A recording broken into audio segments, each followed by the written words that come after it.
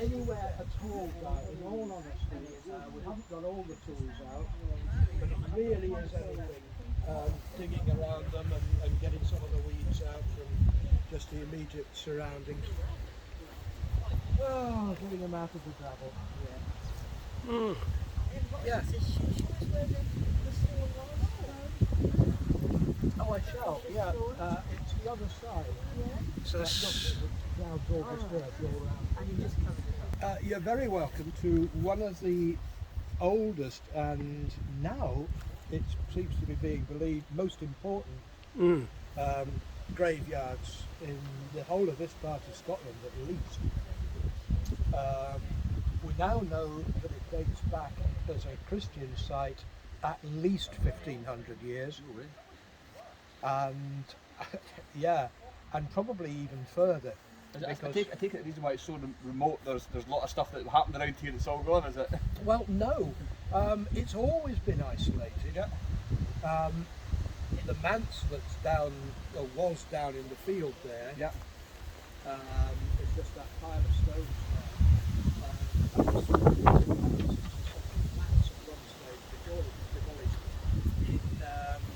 on the 1970s. But its claim to fame is that it was where the witch trial was staged during Monty Python and the Holy Grail. Yeah. I thought you were going to talk about a witch trial there. I was like, no, definitely Monty Python.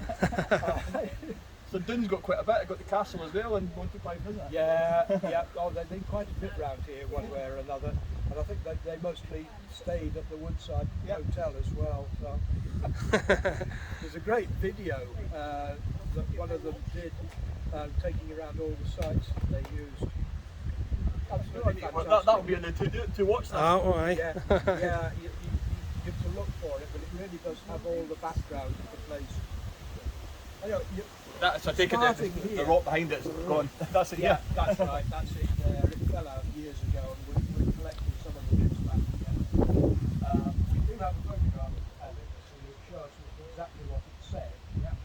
And eventually we'll put another board back in with a rather better picture of it. But it's one of our least favourite things. Never mind the style, which isn't exactly the finest of Georgian architecture. But William Mitchell of Bushy Park, that paid for it for his parents, he was in charge or owned somewhere around about 60 or 80 slaves at Bushy Park. It was a sugarcane plantation. And he was also responsible for another few estates and probably had something like up to 800 slaves. Something coming for him. Wow, yeah. But you know, we need to acknowledge this sort of thing. It is absolutely history, aye. whether we like it or not. Yeah. Over here we have got one of the pistol makers of Doune. Oh. Well, two, yes, John Campbell and son John, both buried there. Son-in-law, was it? Right. But that was Campbell's. Jenny will tell you the story about him and the Cadel family. We've got a tomb at the top end of the graveyard from some of the Cadel family. There are one or two knocking around, but there's one stone up there which relates rather more closely to the time that they were making pistols in Doune. And Mr. Campbell here reported Cadel as being a Jacobite sympathiser. So Cadel was arrested and inside for a few weeks, but when he got out, it turned out that Campbell had to depart for Stirling because his name was Mud. And said it was Stirling. He was no longer welcome. But they married a lot into the Murdoch family as well, so we've got Murdochs here. Actually, we've got Murdochs. I seen Jamaica appearing in quite a few things. Murdochs were another family of pistol makers. There we go. I'm just watching how well made this one is, how well engraved it is.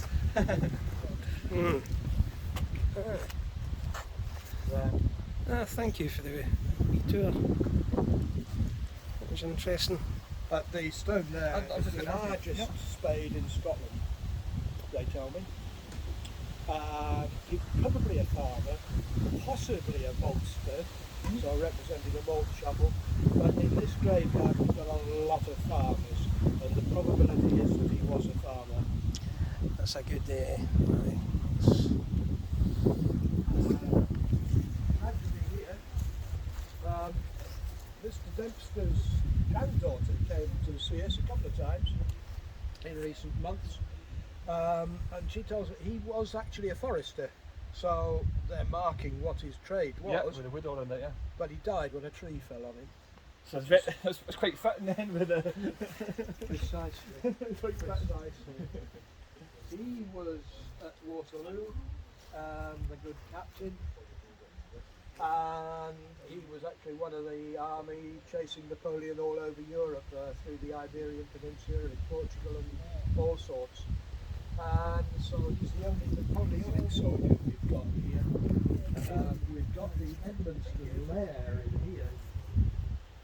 The Edmonstones were a hugely important family in Scotland, going way back to the 14th, 13th century even. They're recorded as being in cahoots with whoever was king at the time. And there's a tomb in the, or a stone in the corner, which you can just see a nice piece of marble. Major General Edmonstone. We've got a few inscriptions and some. Really, I think the last and the greatest of the family in a lot of ways. He is the last survivor of the siege of Lucknow. Yeah, well, they didn't repatriate. No. Yeah, I know, it's quite remarkable. I know, it's amazing. That's what I've always when you see a I was talking about the age of the graveyard as a whole, but it was finding a Neolithic arrowhead down in the field, and I also found what was a flint from a brown bess musket. Yeah, I still have a vision of this redcoat with his brown bess musket going to fire at this mad Highlander bearing down on him with a claymore, raising his rifle and going click. Yeah. Oh, the flint's gone. I don't know how, what the truth of that would be, but it's an interesting thing to imagine. But after that I got a couple of my grandchildren down and said, look, I want to find flint. Because there is no natural flint here at all. Any size, I said, doesn't matter what it is or anything such, and they started to find flint. Tiny little pieces, no bigger than your fingernail, centimetre long, and this sort of thing, little fragments, probably from just napping of flint. And they were dated by Murray Cook, the Stirling archaeologist, as being Mesolithic. So we're talking about human beings being here up to 8,000 years ago. Amazing. Which is quite astonishing. And it is the site itself which is remarkable. I mean, you come here, you don't know it's here until you're here. Exactly right, It's hidden. That's number one. Number two, it's the conjunction of two watercourses. The Bannockburn coming down from the hills and the River Teith, of course. And that was always an attractive site for early people. It's on a bit of a rise with an amphitheatre of hills all the way round it. It's a theatrical setting almost. Beautiful. And we reckon now that this has been a religious site going back at least to the Neolithic times. And typically taken over by the Christians in the early days. A natural site for a church. It was at the extreme edge of James IV's hunting ground as well. You came right along the Tees, up the Bannockburn, and back down to towards the castle, and all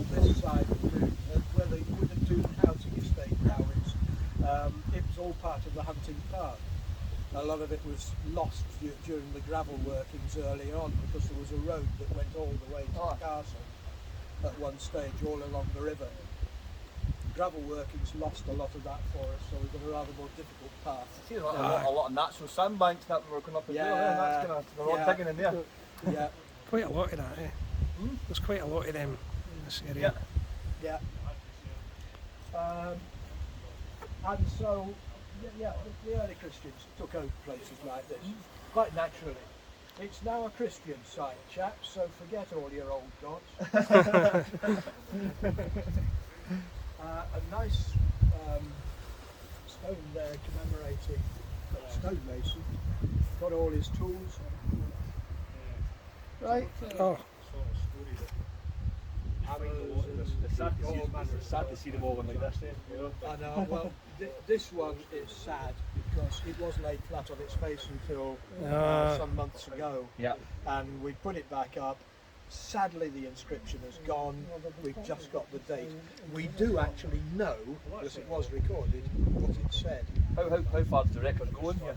Well, they don't. Oh, they don't? No, it's terribly difficult. Yeah. There was a survey done by somebody called Mitchell some years ago, 50 odd years ago, and they recorded a lot of inscriptions. Not always accurate, but we think they probably got that one just about right.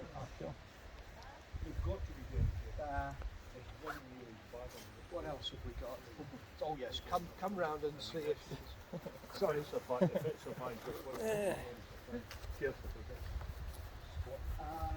sandstone is very, very flat. Yeah, I've got to start with the Finlays because they're one of the richest tombs here. And they really were a rich family. They owned Beaston Mill when it was a cotton mill, and branched out into the importation of tea and coffee. And Finlay brothers were the biggest importer of tea in their day, and in fact Finlay brothers still is the biggest importer of tea and coffee in this country. No matter what its label is, it may well have been imported by them and even grown on one of their estates. There are still estates in the Indian subcontinent called the Beaston Tea Estate, which is remarkable. I take it somebody's plants may have come from their Well, travels. They don't look natural for you. It was weeds. It was ivy, brambles, nettles, thistles. So we've made it into a little bit of a garden. It doesn't look. It looks like it's fitting to come through like a teapot. Yeah, I mean a tree was growing in the corner here, which has totally disrupted this wall.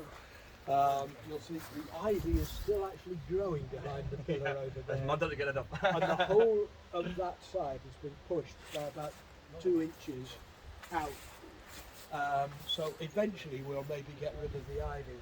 But they were an important family, and Kirkman Finlay, who's mentioned on the inscription there, he's actually buried in the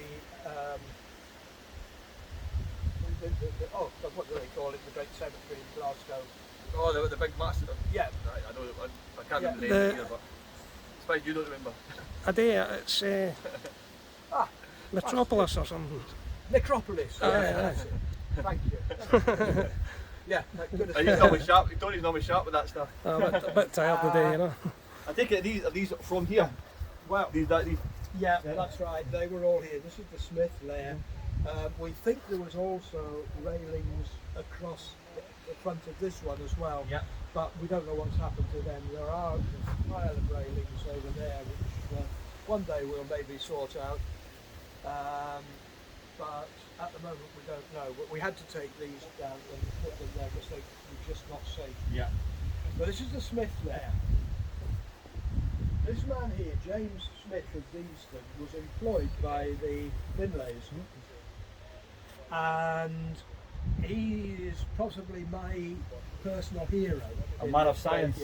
A man of incredible distinction. He was an engineer, largely self-taught, but a genius of mechanical engineering. He invented a system of double ploughing and a system of land drainage which just wasn't done around here at all. He was the manager of Beaston House Farm and turned what was known as a wilderness into a veritable larder of agriculture, much to the amazement of all the farmers around here. Oh, maybe you were right all along. He even invented a rotary mowing machine, which didn't work because, frankly, they didn't have the gearing systems. If he'd been born in the 20th century, it would have been easy. Yep. He'd have been making hover mowers and all the rest of it.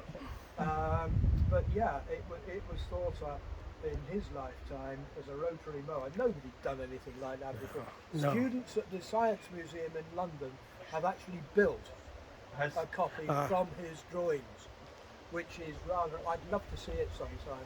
I must get down there to see it. But he was employed as manager of Beaston Mill, and his mechanical genius was such that he made improvements to Arkwright's machineries and such like, and turned a profit for the Finlay family. But it was the age of 17 he was made manager. Child genius. 17. Now, I mean, that is just staggering.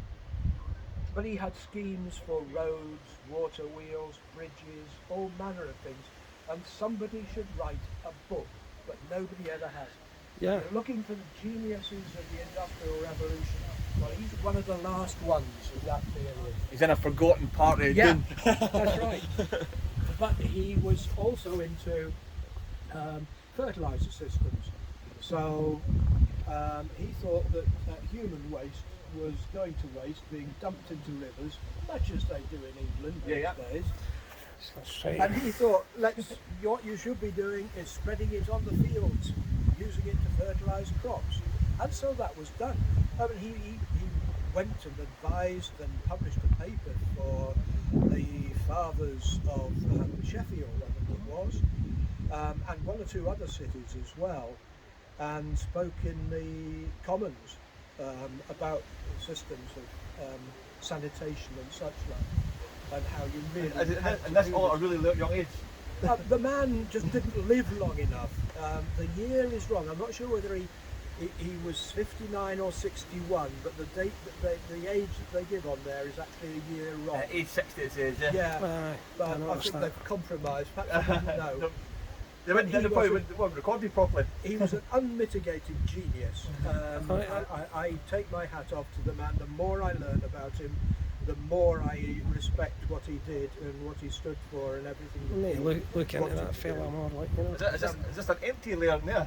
Yes, he never had any children, sadly. That would have been for his children if never had I them. guess, but his wife and various other relations are here.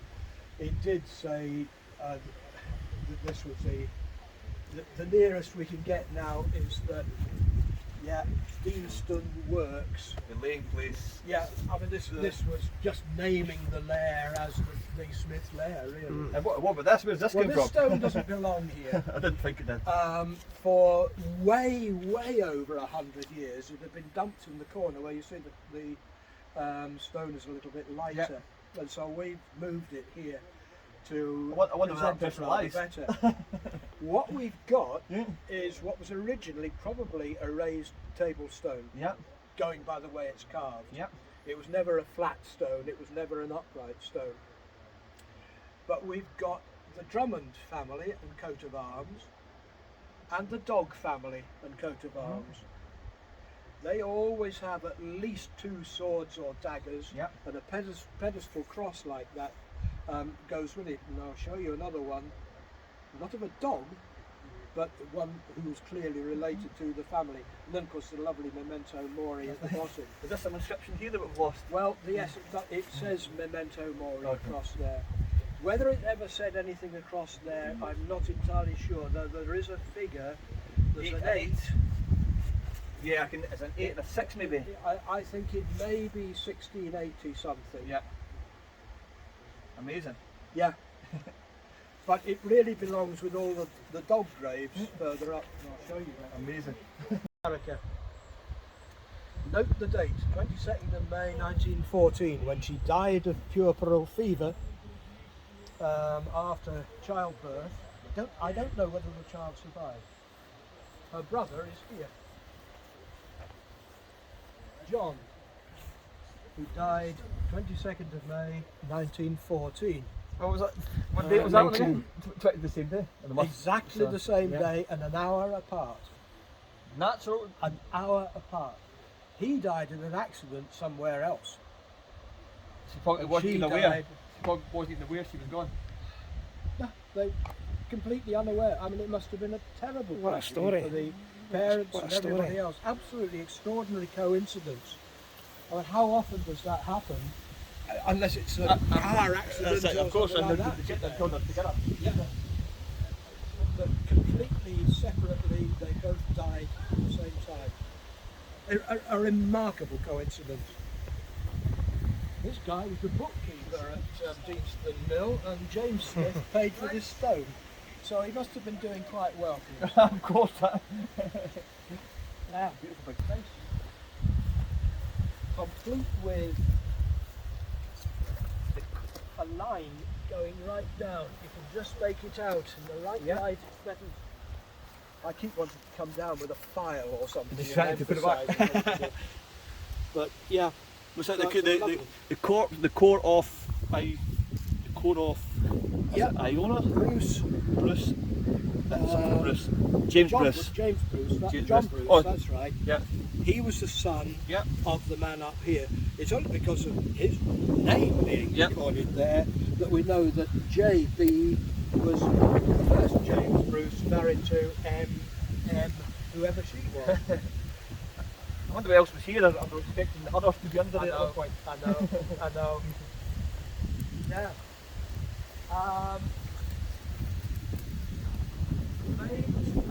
Main Street in We always think of Main Street and think that's a Main Street, not an actual name. Yeah. It's more of an American thing, though, isn't it, Main Street? that's right. I mean, here in the High Street or whatever, Yeah. Main Street, I suspect, is rather rarer in both Scotland and England. Yeah. Lovely farmer here. Alexander Ferguson. Considering the age of that stone, 1763 is it? That's 1760, that's right, age It's 52. an extraordinary survivor. And the plough underneath it as well. Yeah. So we know he was a farmer. What's the kind of oldest stone? Well, Or I'll what come you think to is it. I'll come I'll to it. come Oh, that to it, caught yeah. the older I caught can't the corner. show it you, Yeah. but you've got the leaflet, Yeah. so it's in there. Oh, it tells that. We do wonder whether this was also a forester, but we don't know. This one was flat on its face and we've re-erected it in recent months. At least it's it's kind of survived with us, but it's not Yeah. as old as the rest, you know. So That's right, that's right. This was also flat on it. that's a And I beautiful always stone. like that after we'd resurrected it, to see the I am the resurrection That's of amazing. life was rather Has the appropriate. stone been totally restored? No, No, that's the way it just was. as it came. Look at that. Yep. That's 200 years old. Yeah. The No, only no, thing- potentially that was new when that's one before he. The one thing that interests me are Muskets. these little marks. Musket on holes or here. something. I think somebody's fired a shotgun somewhere and been shooting at a rabbit or something Yep. like that. Aye. I think so. It's just an can't interesting believe it. artifact. Mind you, this has probably been remade in the 1900s if it's looking as good as this. Well, after I the wonder design. whether they did recut it. I suppose they could have done, but It's a beautiful stone. it's a very high quality piece of Yeah, sandstone. totally. A lot of the stones in here, the older ones, Yep. were just pulled straight out of the river. Yeah. Roughly finished, just carved with maybe a date, Yeah. more likely just initials. Yeah. I must clean this one. The one I wanted to point to was this is her over there. She was the housekeeper for the Jardine family at Lanrick Castle for over 30 years. And nice of the family, on the one hand, to make a nice memorial for the lady that worked Yeah. for them for so long. But then it's always set me thinking, they'd got a perfectly good graveyard of their own at Lanrick Castle. So were they just being Did she choose snooty or did she choose to be here? and not having commoners in Yeah. our graveyard? This is for the family. So that's number one. The other count against them is the name themselves. Jardine, part of the Jardine Matheson Company of Singapore and elsewhere. the great opium exporters to China, the direct cause of the Opium Wars, and the reason why the Chinese have hated us ever since. I can't believe much history's in this Discuss. little this corner. Discuss. Well, I know. It's this sort of thing. We raise these questions. Why it's so important to do what we can for places like this. Yeah, it's totally before it's forgotten forever. Yeah. And it's extraordinary. An extraordinary monument here. A pillar with the broken pillar, Yep. which symbolises a life cut short. He was Dr. Andrew Is that 6 years? in Doune. And he had 4 children, all of whom 6. died around about the same time. 3 of them from scarlet fever, and I think probably one other one from cholera. And the doctor couldn't do anything for things like that in those days. It's a tragedy, and as far as I know, they never had any more children. He died relatively soon after, but his wife died Yeah. quite young. So they're a good lot, but in those years, yeah, at least like me. Yeah, yeah. But it's a story of absolute tragedy, and the medical knowledge that's now available is just extraordinary. Something now you get a Again, probably a father with his spade. There's something going on at the bottom which we haven't deciphered yet. Probably 2 hourglasses either side. Yeah. And a winged soul at the top. I think we've only got one other winged soul Is in it- here. Is this a date as well? Well, Okay. yes, it was. Balfour was his name. And there's a date. Actually, the date is across there. That's it. Yeah, I can't remember exactly what Yeah, it is, but it has been recorded there. But it's been recorded that this is a sort of armorial escutcheon. But it doesn't look like one, and I'm quite sure it isn't. My interpretation, which I think other people are beginning to come round to, is that this is a sort of genie's bottle representing the body of the deceased. The angel coming out And of the water. out of that is flying his winged soul on its way. As soon up as you to said heaven. that, you can see that. Yeah, yeah. So I'm sure that's what it represents. It would be lovely to clean it up a little bit more and just. See if we get a bit more detail. But You know, got I think it a big stands. task ahead of you with all these fans you've got. Yeah. And what about this? This is the person. Yeah, we don't know. nothing. There's shape on there. We're not sure because of the alignment of the stones and the fact that both have a sort of see wiggle that, end. yeah. We think they're probably the same family, Yeah. but we don't know anything about them at all. It's an older stone and more badly worn. So maybe photogrammetry with his coulter and ploughshare there. And over here we've got a tailor with a flat iron and a pair of scissors. Let's see if I can see it. Maybe he was ploughing by day and tailoring by night, but we think it was probably his wife that was mending the trews in the evening or all day long, because it doesn't mention him in the inscription, and we do have the inscription in, recorded. Is it, how did they manage to pick the inscriptions? Is it just from records for a long time ago? I take it? Well, we could actually read this one. Yeah, I can see it's some not reading. easy, Yeah. but you can. We clean that up, and it was recorded as well elsewhere.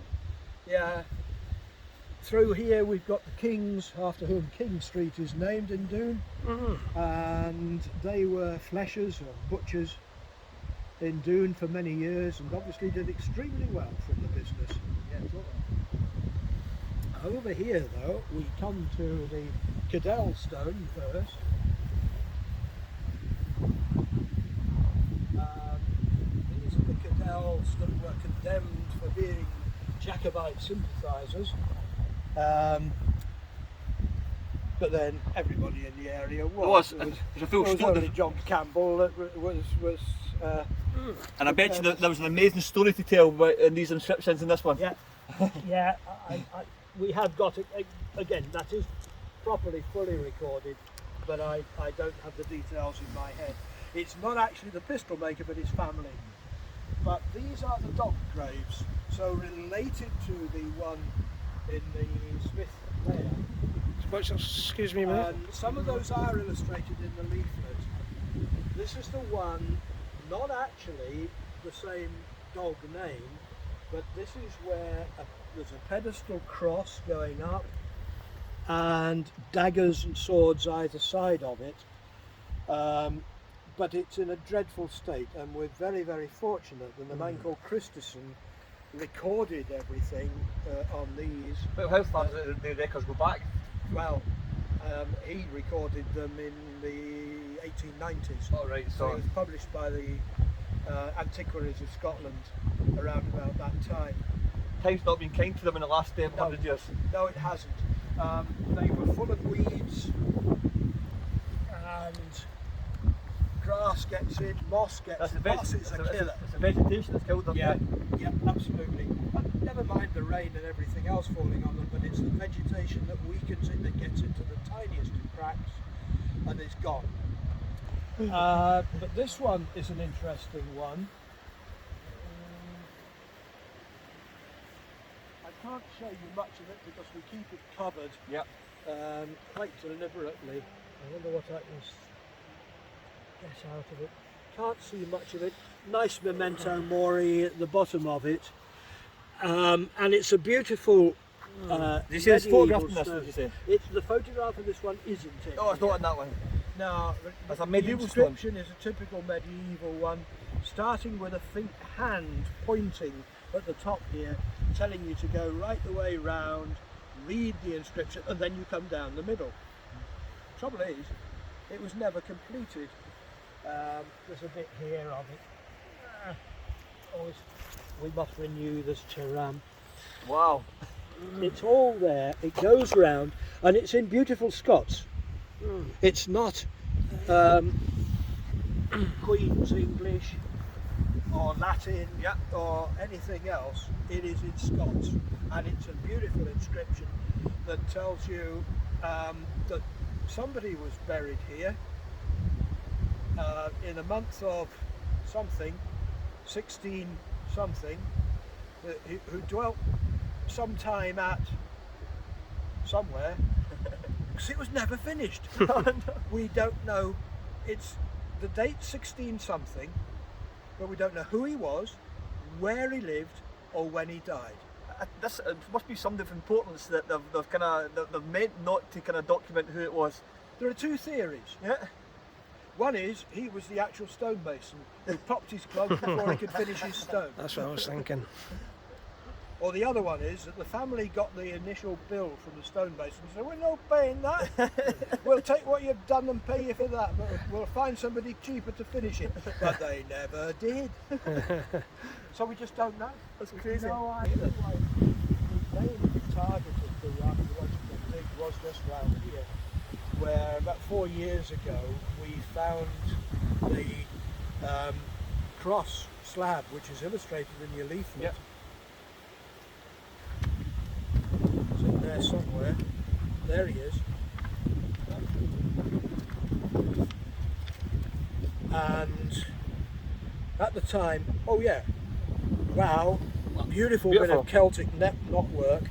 Rather unusual that it's all, the arms of the cross are inside the circle, and that this whole circle is inside the stone, which makes it rather older than a lot of Celtic type crosses that have been found since. Well, that was a possibility that it might be 6th century, and actually now it's even more probable. The interesting part as well was this, the back of this animal here, carved in a typical Pictish style, and we think, yeah, now it really probably is Pictish, because we found some fragments of another stone as well elsewhere, used as part of the foundations for a Victorian gravestone. No, it's just been reused in anything that was around. On But, it, but there's- if that wasn't there, if that hadn't been Yeah. used, you would never have probably ever seen No. this ever. No. One of our we've got a few smiths in the graveyard, but that is just a magnificent one. With the hammer and crown of the Hammermen's Guild, and all their tools down below. So RS and MS, JS. CC, we don't know who he was. Or maybe it was CG, but we haven't got it all. But they're probably Stuart family. Round this area, and the commonest name in the graveyard is Stuart. Spelt both ways. We do have a grave that's got it spelt S-T-U-A-I-T. Maybe a dyslexic stone basin. Yeah. But I call this Scotland's finest blacksmith's tomb. It's complete with a nail and a horseshoe. Never mind all the pincers and hammers and the anvil. It's just There's a horseshoe there, yeah. Yeah, yeah. It's a wonderful. It looks even better when it's wet. Oh, you can see a lot more. Yeah, it highlights the detail. Another farmer there with his coulter and ploughshare. How long did this lay, like, no one kind of looking after it? How long have you guys been kind of looking after it? We've only been really looking into it. Not even me. The others have been here, about 7 years or so now. So up until then it was kind of just was forgotten about? Well, you couldn't get in. Because of the weeds. It was head high in brambles, nettles, thistles, everything else, which is all very well for nature, but Destroyed loads of history. yeah, it was just destroying the place. It was really sad. But slowly, bit by bit, we're getting it back, and recording what's here is the single most important thing that's done. That's what Road Rally down there is busy doing, checking up past records of things and making sure we've got the inscriptions right and everything. Amazing. What a good job you get your old what's But that? you really do see the problem round here of how things have just tumbled down the hill. I mean, this one here, it's going to tumble off. Yeah. It's in a poor state anyway. Yeah. But you can see how it slid. The person's probably still under here. Well, seriously, this is absolutely the thing. But they've just gone tumbling Yeah, down I mean, that way. all these people here are probably a row up. Then the Perth Council, who used to look after the place a long time ago, really, I hate to say it, but the workmen didn't care. No. So stuff was just dumped. If it was in their way, it was shifted out of the way, chucked over the wall or whatever, and otherwise damaged. So it's just a tragedy of some of the things that have happened. But slowly, bit by bit, at least we can record what's here. Exactly. When was the last time this was used up here, this kind of building here? Well, the church was taken ago, and we put this one back up. All right, it's not on its pedestal because its pedestal isn't safe. Never mind anything else. That's in a dreadful condition. But the funny thing about this was we had two fellows come in with families, and they were looking for graves of their ancestors. One of them was called Rutherford and the other one was called Meiklejohn. And there we have David Rutherford and Mary Meiklejohn. They practically fell on their faces when they saw that. Especially how well preserved it is. Yeah, well, we'd only recently raised it, and they came in and said, "Oh, we're looking for somebody in Rutherford." Rutherford, Sure, I've seen that. Oh, yes. And we found that he was a Meiklejohn. It was just amazing. So they were right. There is a lot of history, and it's our job to try and dissect it, find out what it all is, preserve it as far as we can. I remember a book in some library somewhere, some private collection that will have the answers to a lot of this, you know? I'm hoping so, yes. The problem is a lot of it, the records were probably in the Murray Estates, but they had a flood which destroyed an awful lot of old papers. Yeah. So some of the history of the place, which we dearly love to know, has gone forever. And we're trying to piece it together. It's very, very difficult. I can imagine. But it's great fun. How are you doing, Ro? Yeah. Well, frankly, I would take it off because I think it's just a pain and it spoils it. Yeah. You don't want to Because take any of the surface of the I know stone off, it's that's- difficult. And isn't it? the trouble is, it does get into the Well, I stonework. know. The moss is the killer. Yeah, so I'm doing my best with the moss. Yeah. Well, the beauty stones. This is nice now. This is a lovely stone. It has been a flat stone originally, and a descendant of the Stuarts of Annet came here and found that it was in 4 pieces, one of which is still missing. We've never found that corner. Maybe you will find it eventually. I don't know. Nearly 500 years old. Yeah. But 400 sorry. he paid for this to be restored and turned into a table stone. Underneath there are vanadium steel bars holding the whole thing together. That's not going to be moving anywhere soon. It's not going to be moving anywhere soon, and we hope they got the foundations in deep enough so that it doesn't start sliding down the hill. I wonder if that person's under here. Goodness knows. That might be Goodness there. knows. Because, I mean, this is the problem. We don't know where that stone was originally. Yeah. It's been put there because that's where it was found. There's somewhere in here, maybe. But it cost him over 10,000 quid to get that repaired. I can see where the kind of the costs are to try and restore them all. But fortunately, he happened to be chairman of BP and he could afford it. Here. Youngest. Youngest, I've done well for being oldest. Yeah. But we don't know much more about it at all. This is all got to be mown shortly. Investigations are going on. No. Benny. God, the thickness of that. It's no one. Excuse me, are you talking to me? Imagine how many people it took to move that in the first place. I put it there.